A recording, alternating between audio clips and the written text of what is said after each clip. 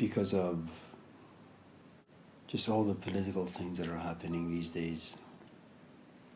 For some strange reason, just a couple of days ago, I began thinking about Karl Marx.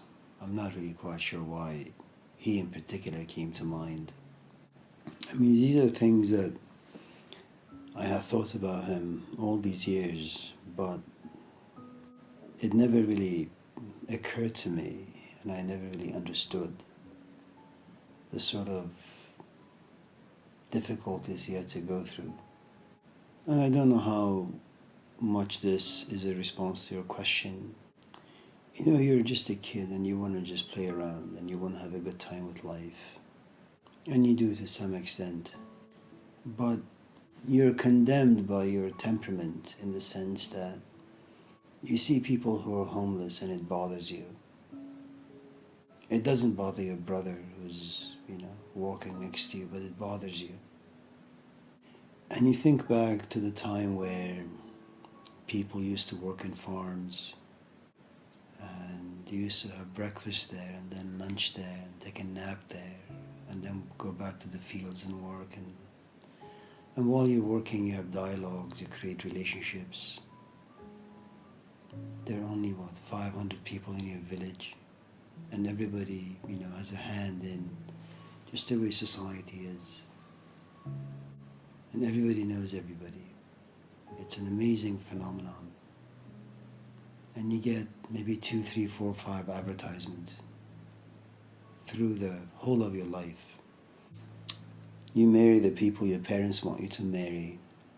You have the profession that you basically take over your father's business, or you follow in his footsteps. And then you begin to see these huge factories coming in. People's livelihoods are destroyed. You have this huge plot of land, but what's the use of growing anything in them anymore? It's going to take you like 6 months to grow anything, and the factory can make it in 2 weeks. So you go bankrupt. There is no money coming in, there is no job. You get sad, you get depressed.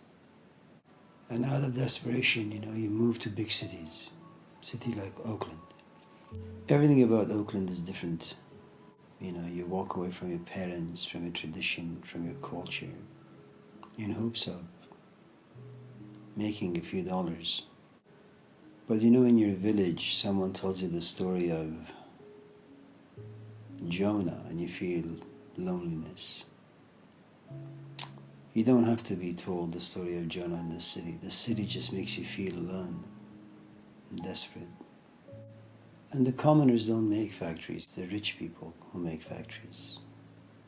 And it's the rich people who employ poor people like me for pennies.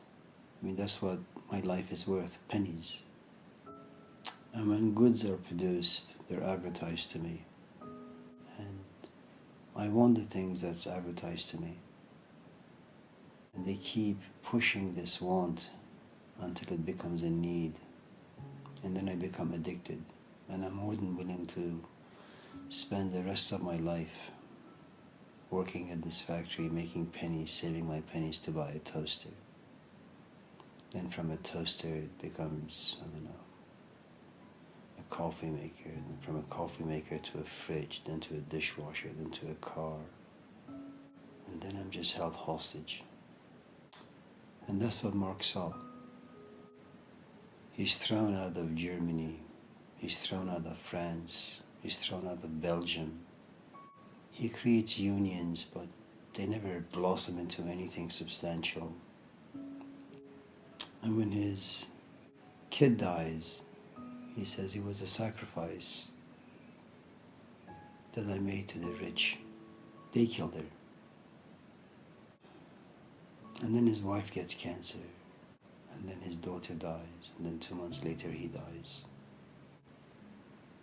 I look at my life from the morning I wake up to the time I go to bed. I am working for some factory I don't even see. But the factory is so clever, it's so cunning, that it gives me the illusion that I have free will, I have creativity, I have autonomy, that my life belongs to me. that these are my dreams and these are my goals and these are my hopes. And all of a sudden a window opens. You know, one of the nice things about this ritual we call Passover, you have the Pharaoh. The Pharaoh is big, the Pharaoh is powerful. He owns the world. It's a man who is filled with greed, and he has the power to just get whatever he wants. You can consider the Pharaoh to be like a factory. And the factory just needs one thing, really: people who don't think. The Pharaoh says it's Passover, so it's Passover. People celebrate it. It's Christmas. It's Ramadan. There is no thinking involved. It's just a ritual that people do in sleep. Then you have someone who has become innocent, an unspotted lamb, if you will, like a Moses, who was no different from Pharaoh in the beginning. But he begins to question. He refuses to die. On the inside, the very factories and pharaohs push us into death, you know. And as he walks into the desert, you know, little by little, he sheds his skin. All the qualities that lived inside him to be a pharaoh, to want to be a pharaoh, to act like a pharaoh, they all just like fall into the desert and just wither. And he comes back. And anyone who lives outside of what Moses' vision, they just die. You know, you put some blood around the door and death can never enter. And that's the window. You know, Gurdjieff was right in so many ways. You know, that life is so powerful. It just, you think you're awake and you think you're creative, but you really aren't. Once in a while, you know, a window opens and some air comes in, and you wake up and you see, and you want to fight against conformity, all the things that make you comfortable. But it's so difficult to keep this window open because it creates so many uncertainties.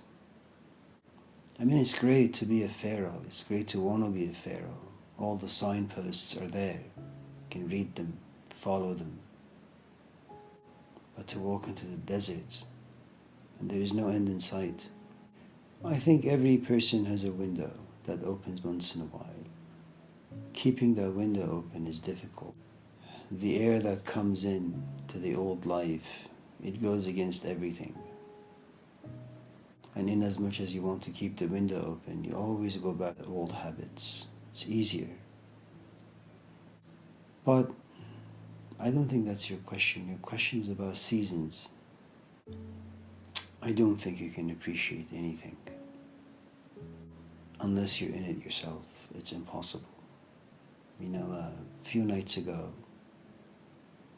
Sarah and the kids were out and they spent the night. I was home by myself. And I think I don't know, I had a stomach flu or something. And from 11 at night until about 6 in the morning, I just couldn't move. I had so much pain. I stood, there was pain. I laid down, there was pain. I laid on my sides, there was pain. And it was a window, despite all the pain that I was going through, it was a window where it made me think about Sarah's father who had cancer. And he was in so much pain. Stage 4, that's a tough place to be. It made me think of Ali Husseinian, who would always tell me, you know, Amir, I'm not afraid of death. What I'm afraid of is a death that comes with a lot of pain. You know, it's good to just put your head down and never wake up. But to wake up with pain, and to live with pain, and to go to sleep with pain.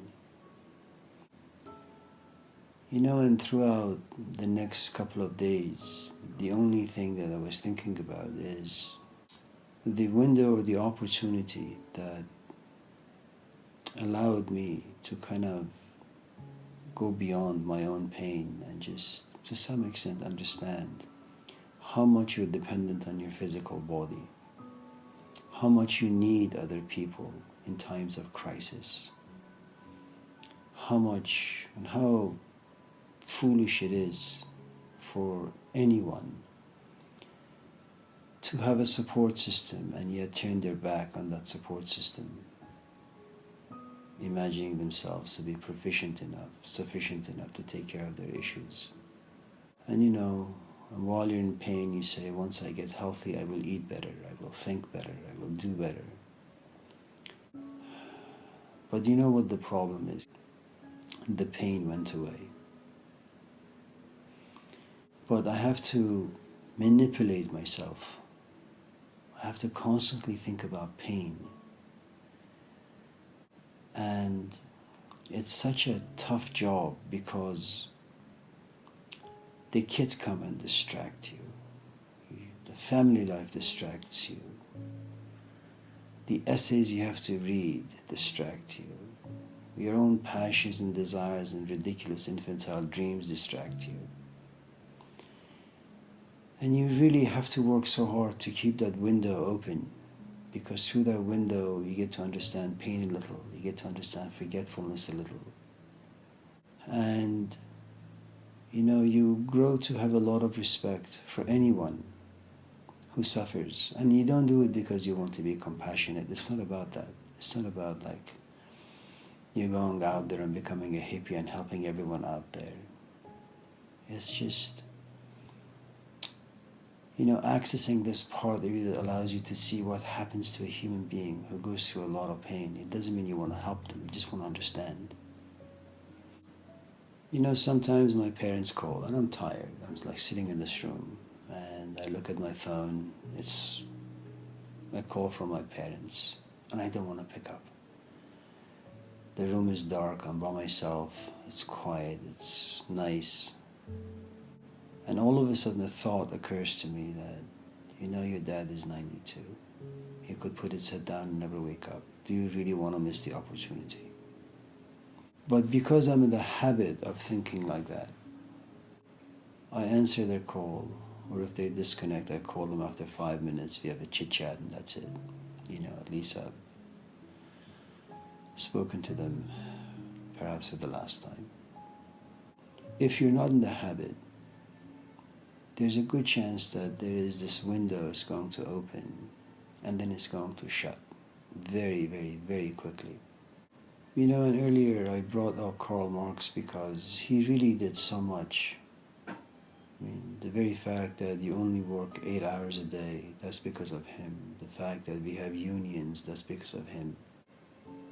And the more I think about all the things that he did and all the difficulties he went through, it stops me from buying anything to help the rich get richer and to help the rich exploit the poor even more.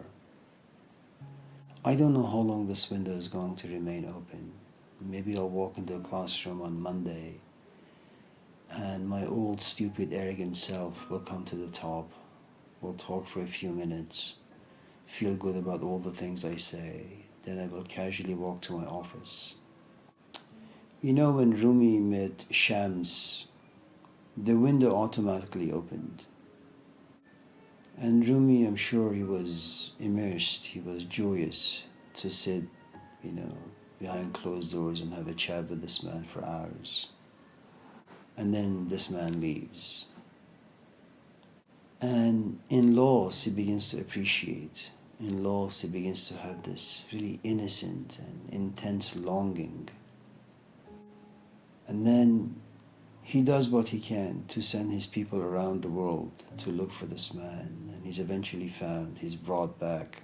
Depression goes away, sadness goes away, joy comes forth. And he doesn't want the window to be shut. And so what he does, he says, here, why don't you marry my daughter? Even though she's like 40 years younger than you, or marry her nevertheless. But Rumi again falls into forgetfulness in the sense that he allows his students to badmouth Shams, to disrespect him. And even though Shams tells Bahauddin, Rumi's son, that listen, if this continues, I will leave. And his son tells Rumi that this is what Shams told me, you got to do something. And Rumi imagines that this window is not going to shut. It's impossible. Shams is not going to go away. But he did. And you would think that by the time Rumi gets done writing the Kulliyat, all the poems in honor of his teacher Shams, that he has the autonomy and the creativity and the independence and the sufficiency to just continue writing. But no, the window shuts. He shuts to the point where the window shuts to the point where he can't write anymore, and he falls into depression. We have this idea that spiritual people, if you want to categorize them as such, that at will they can do all sorts of things. At least the life of Shams says that's not the case. Once you lose the very component that brings you to life, opens this window, the sun comes through and the wind comes through and life enters. You have no idea how long that life is going to last. And I think we're all that way. We're all like the prodigal son when the window opens and life enters. And it doesn't mean that you spend your riches on crummy things, but you just swim in the joy and in the happiness and the pleasure, and there is nothing wrong with it. And it creates this illusion that it's always going to be there. And even if it goes away, we can play with the memories, And we can somehow create a duplicate. It doesn't happen for Rumi. For 2 years, he just sits in depression. He says, I just want to see something in someone that can remind me of something, that the window can open. I can see life, I can see happiness, I can see joy.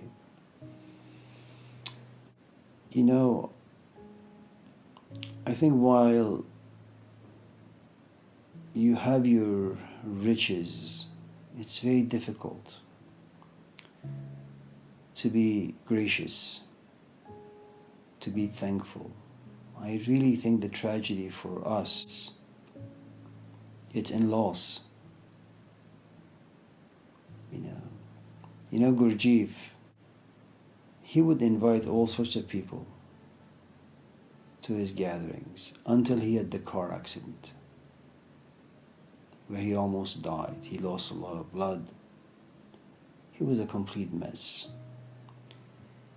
He did something amazing despite all of his talk about awareness and not falling asleep. And once he regained his health, he sits and he says, about 2/3 of the people who are here, they're a complete waste. I don't want them around. And so he gets rid of a lot of people. And he makes the environment very, very difficult for people. It's because all of a sudden, despite all the things he had said about time, about life, about death, he comes to realize that he is going to die. And why would he want to spend his time with people when he can sit and write? Because his writing can become immortal. People are not going to hold him immortal in their psyche or in their heart. That's not the way people function. And so he really became so mean that he became indigestible for a lot of people there, and they eventually left. You read in the New Testament like the bride and groom story, where I think, if I'm not mistaken, the groom is fasting, or maybe the bride is fasting. and someone says, well, why don't you break your fast, start eating? He says, no, I can't do that. He says, this is so ridiculous, You've been waiting for the bride to come. The bride has been here. And he was talking really about himself. That you keep waiting and waiting and waiting. Just open your eyes, I'm right in front of you, I think in many ways we are blind. And I think in loss, something happens to us. Helen has been dead for almost a year or so. I still think about the pavilion. It is such a special space. It's very difficult to kind of encounter spaces like that, Cassie.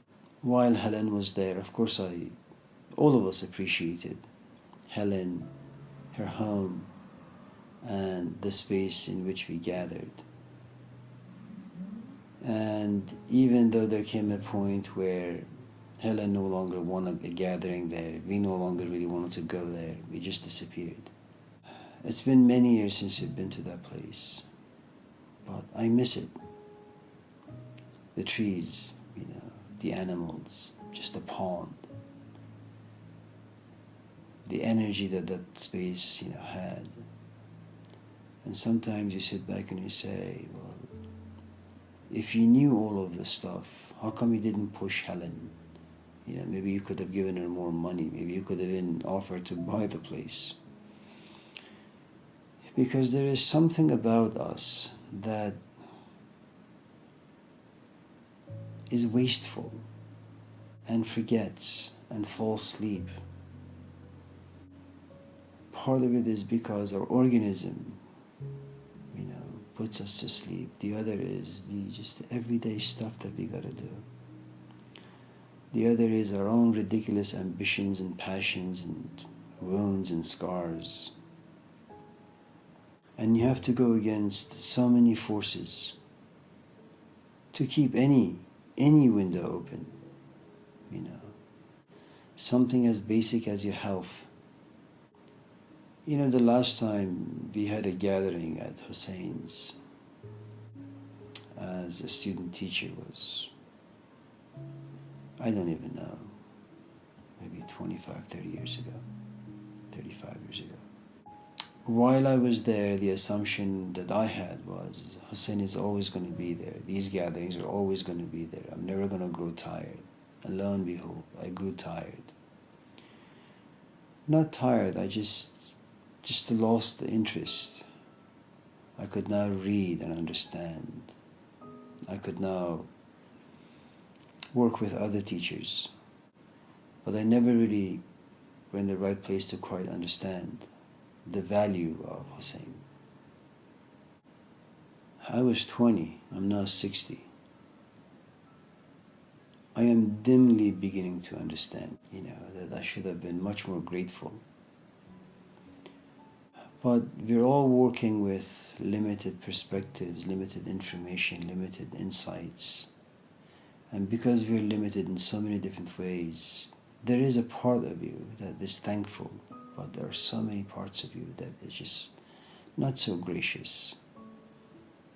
I have some students while we're in the class, and the class conversation is sometimes intense and it captures people. And one raises his or her hand and says, well, can I come and visit you? I say, sure. But they are caught by inspiration, you see. They don't really understand what it is. And they don't really understand how they need to protect it. It's like money. It just comes from nowhere. It's like you find the 20 in your pocket and say, oh, okay. And you just waste it, most often. And so, they say, yeah, I'll come tomorrow. I say, okay, fine. And tomorrow, of course, for them never comes because, life gets in and fear gets in and anxiety gets in and all sorts of, ridiculous things. When you're 20 and you go out with someone who is young and immature and stupid, you really do have the stamina to forgive them and to overlook their wrongs. And you do that for like, I don't know, 2, 3, 4, 5, 10 years. You get 30 and you're a bit more exhausted. Because, you're carrying a lot of things now, in addition to the relationship. Then you get together with another person.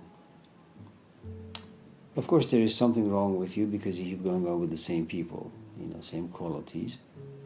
But this time, even though you're going out with a person with the same tendencies, you realize that you're not as patient.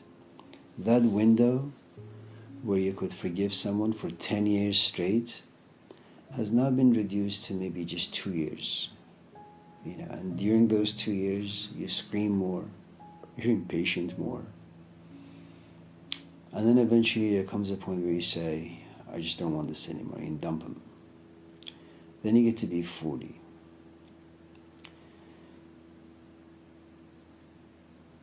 You know too much and you see too much. And because you know too much and you see too much, those two components take away whatever patience that you used to have. So you go out someone and you realize that this is like the third bottle of beer and it's your first date. You kind of just come up with an excuse and you leave. And from that point on, it becomes very, very difficult for you to find a companion because you don't have the patience for nonsense anymore. When my parents came here, they said to me, Amir, go to school. I said, oh, Dad, I hate school. Amir, get married. Oh, Dad, I'm doing all this stuff. I don't want to get married. And he would always tell me, Amir, there is a season for everything. If you want to stay in school, if you want to continue with your education, you need a mind that's fresh, that has the capacity to sit, to listen, to observe, to sit somewhere and do homework for 5, 10 hours. You can't do that at the age of 40. You need to do it from the age 18 to about maybe 25, 26. But, you're young and you're just stupid because you lack the experience and the insight and the foresight. And then you get to be 25, 26. Amir, you should get married. Dad, marriage? No, I'm a philosopher. I don't get married. This is too early for me. I want to figure out myself. Amir, you get married. If you get older, it'll be more difficult. But the wisdom of your parents, you don't really have, because the wisdom of your parents, it's rooted in understanding, in experience, in their own tragedies, which I didn't go through. So whenever someone gives you a piece of wisdom or insight or opens a window, for you it's like a bumper sticker because it's not your experience. And you can't value something that's not yours. And so they say, Amir, you can't have kids at the age of 40. Kids need park. Kids need running around. Kids need energy. Kids need wrestling. You need to box them, wrestle them. And you can't do that when you're 95. And at every corner he would tell me, there is a window to everything. Once that window shuts, it doesn't mean you can't do them. It'll just be more difficult to do them. It's kind of like what in The Strange Life of Ivan Osokin, where the magician looks at Osokin and says, why don't you go away and think about this? I'll give you 5 hours. He says, well, what if I want 2 weeks? Well, I won't be here. I can only give you 5 hours. Well, does that mean that if you're not here, I will never find you? He says, no, you can find me, but I may no longer be interested. Or you may not find me. You may have the interest, but that interest may never be satisfied. I don't know if you have seen these blind voice auditions What you have is this like 18-year-old kid, and he has a really, really good voice, but he's addicted to a certain way of singing. And as these coaches, they have their backs to this kid, and this kid is singing, and all of them push this button, and they turn around, they say, wow, this kid has a nice voice. And eventually one person chooses to coach this young kid. And it's a window. It's a window towards singing songs you're not comfortable with, expanding your range. And if you're able to listen to this coach, if you're able to kind of allow this window to remain open, you will have fame, you will have money, you can eventually have enough power to sing the sort of songs you want to sing. But it's difficult to appreciate unless you have an army behind you, keep telling you how poor you are and how the presence of this particular person can enrich your life. I think if we had the capacity to appreciate opportunities given to us by life, there would be no need for alarm clocks, where you have to like spank yourself intellectually or emotionally to remain awake, to pay attention, to observe, to appreciate. None of those things were needed. But that's not the way we operate.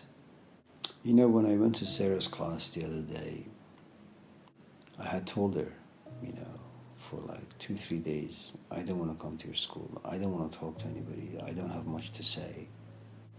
And she kept pushing and pushing and pushing until I said, okay, but it's going to be a waste of time. See, there was a stage in my life where I would enjoy seeing students inspired. I didn't care if they stuck around afterwards. Just for them to come to life for 5-10 minutes, that would be sufficient for me. And I told Sarah, I'm not interested. I'm not interested in coming to your school, seeing people for an hour, getting them excited or inspired, and then driving home. That stage for me is gone. I am interested in a relationship. Because in a relationship, what happens is the window remains open. I will do what I can to keep the window open, unless, I try to keep the window open and the student says, I really don't enjoy this window being open. I want to shut it. And you can't do anything without another's permission. And when I walked into her class, I was serious, I was unfun, I was uninviting, I was not hospitable. And people can sense that. But if you were to look at me some 5 years ago or 10 years ago, it would be very, very different, because my expectation was different from myself and from other people. And it's not that getting people excited or inspired, it has zero value. It's quite nice, but it no longer gives me the pleasure that it used to. So that window is gone for me. And in many ways, it's a tragedy, it's a loss. Because you can't just walk in the classroom, look at someone, and after 10 minutes say, are we going to have a relationship, or is this just a hit and run? Well, because, give them some tea, give them some food, let them come by like 10, 15, 20 times, and then maybe they'll bite. But you get to a place where you just say, I don't really care. They want to come, they don't want to come. So what? Doesn't matter. Sa'di has a poem, از دست زبان که براید که از نعمت شکرت به سر آید.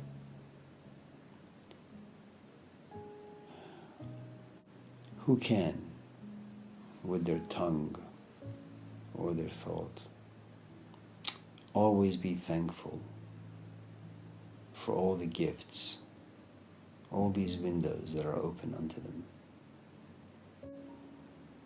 One of these days you're going to come to me and say, oh, Amir, I can't feel anything.